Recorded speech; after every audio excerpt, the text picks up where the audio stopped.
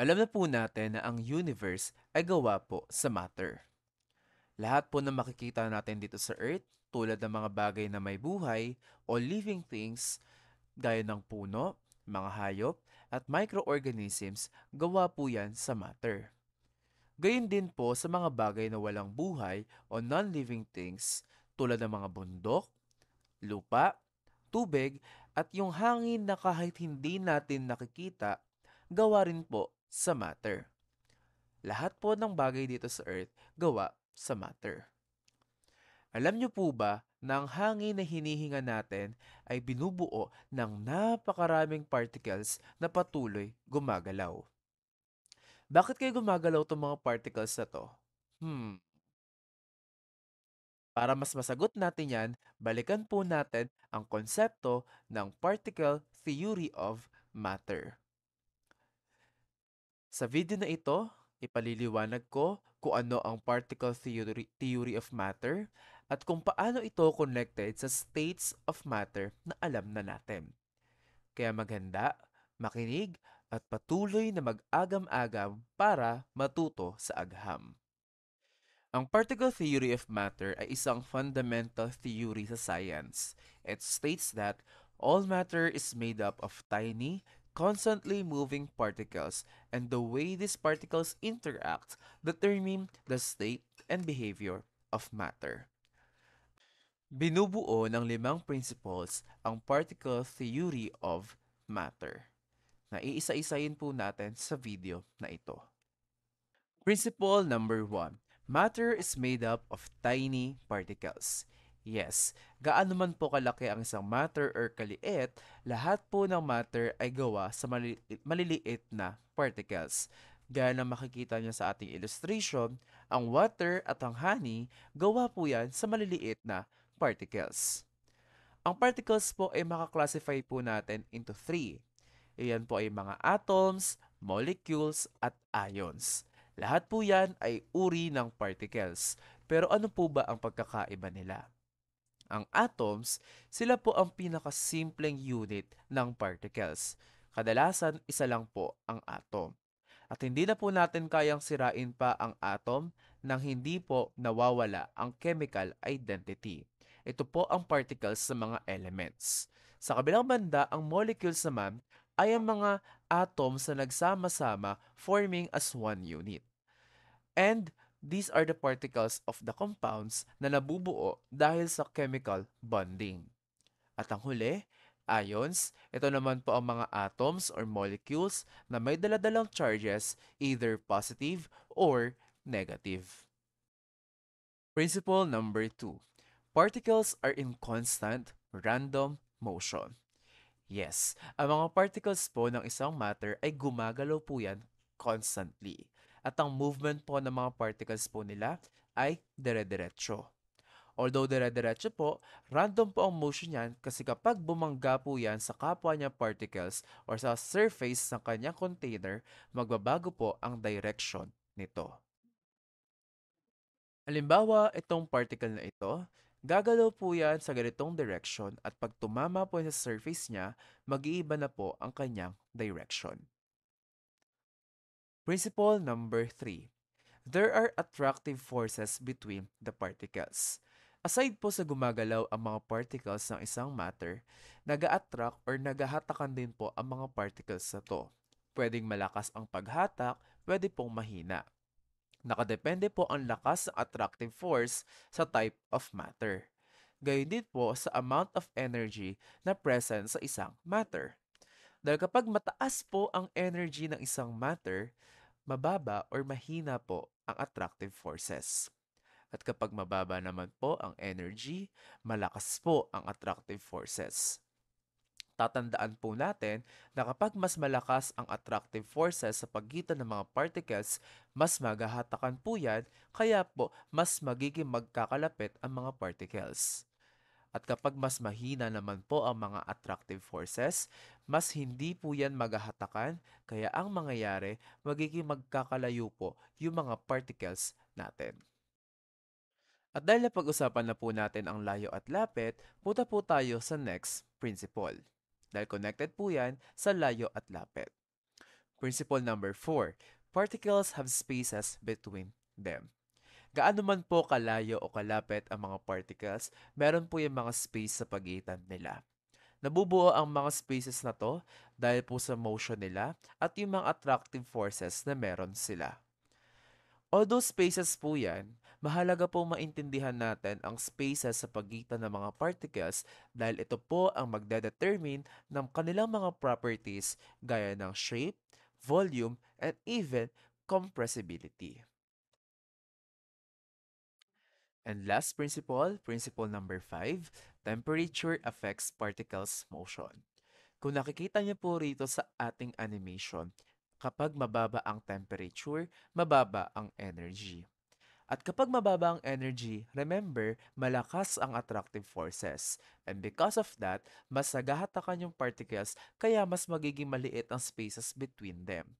At dahil mas maliliit ang spaces, hindi po sila masyadong nakakagalaw.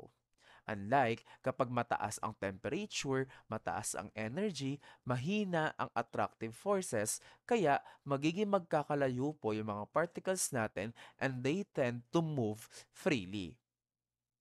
At mahalaga po ang temperature para sa states of matter. Pero bago natin i-discuss yan, isummarize po muna natin ang 5 principles under the particle theory of matter. Una, ang matter po ay gawa sa maliliit na particles.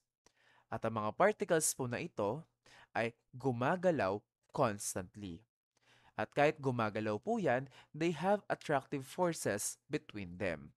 And because of their movement and attractive forces, they tend to have spaces between them. And above all, temperature affects them all, specifically the state of matter. Ano po ba ang states of matter? Ang states of matter, 5 po talaga yan. Pero under normal conditions, meron lang tayong 3, solid, liquid, and gas. Unahin na po muna natin si solid. Ang mga solid po, example po niyan, yung mga kahoy, mga bakal, mga bato, they are solid objects.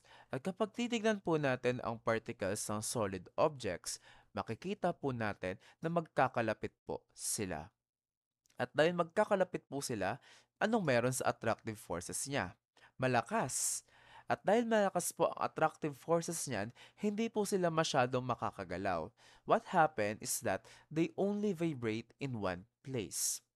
And because of their strong attractive forces, maliliit lang po ang spaces sa pagitan ng solid particles. Kaya po, kapag wala pong forces applied, hindi po nagbabago ang shape ng solid. Kapag square siya. Because remember, solid have definite shape as well as definite volume, and they are incompressible because again, their spaces in between is very small. Kapag dinagdagan po natin ng energy ang solid, tataas ang temperature. At pag tumaas ang temperature, mas mapapahina niya po ang attractive forces. At kapag humina po yung attractive forces, mas makakagalaw po sila ng bahagya at magkakaroon po ng mga kaunting spaces. At dito na po papasok ang liquid state. Ang liquid state po, kung makikita natin sa diagram, may maliliit na space at nakaya po nilang gumalaw ng aside sa vibration. And unlike solid, ang liquid po may indefinite shape. Kaya nga po, 'di ba, kapag ang tubig natin inilipat natin sa ibang container, nagbabago siya ng shape. Pero remember, hindi po magbabago ang volume. They have definite volume and they remain incompressible. Kasi nga po, hindi pa rin po ganun kalaki yung spaces sa pagitan ng liquid particles. Ang solid, kapag dinagdagan ng energy, tataas ang temperature, magiging liquid. Ang tawag po natin doon ay melting. Kapag ang liquid naman po, binawasan natin ng energy, bababa ang temperature at babalik yan sa pagiging solid. Ang tawag naman po natin doon ay freezing. Ano naman po kaya ang mangyayari kapag ang liquid dinagdagan pa natin lalo ng energy? Kapag dinagdagan pa po natin lalo ng energy ang liquid, mas tataas ang kanyang temperature at dahil doon, yung mahinang attractive forces ng liquid completely masisira na. Kaya halos wala ng attractive forces sa pagitan ng mga particles. At dahil doon, wala ng attractive forces halos, mas magiging magkakalayo na yung mga particles at mas makakagalaw sila more randomly and more freely. Dito na po papasok ang mga gas particles. Ang mga gas particles po halos wala ng attractive forces, kaya nga po napakalaki na ng spaces between them at kaya mas mabibilis na po, mas malilikot ang kanilang mga particles. Ayan po ang reason kung bakit ang gas particles po indefinite ang shape at indefinite ang volume. As well as compressible siya compared to solid and liquid. Kasi nga po may spaces sa pagitan nila kaya kayang-kaya na po siyang paliitin. Ayan po ang reason kung bakit kaya po natin i-push ang gas pumps. Now, ang liquid po pag pinataas po natin yung energy, magiging gas yan, ang tawag po doon ay evaporation. On the other hand, kapag ang gas po binawasan natin ng energy, bababa po yung temperature, babalik sa liquid at ang tawag naman po doon ay condensation. At ayan po ang iba't ibang states of matter na meron tayo under normal conditions. Kung bakit meron tayong iba't ibang states of matter, masasagot yan ng particle theory of matter. Kaya tayo merong solid, liquid, and gas dahil nga ang mga particles may kanya-kanyang motion. Iba-iba po ang attractive forces, may malakas, may mahina. Iba-iba rin po yung layo at lapit ng mga particles. At dahil din po, nagbabago ang temperature or amount ng energy sa isang matter. Ngayong nakarating ka na sa ending ng video na to, sana ay may natutuhan ka tungkol sa particle theory at states of matter. Kaya next time na makakakita ka ng yelo, pagmasdang maigi kung bakit at paano ito natutunaw. Gayon din kung paano at bakit kumukulo ang isang tubig. Sana ay may natutuhan ka sa video na to. Kung meron kang natutuhan, paki-hit ang like button and don't forget to subscribe para sa mga susunod pa nating video. Muli, palaging maghanda, palaging makinig, at palaging mag-agam-agam para matuto sa agham. Huwag kakalimutan, mag-agham tayo.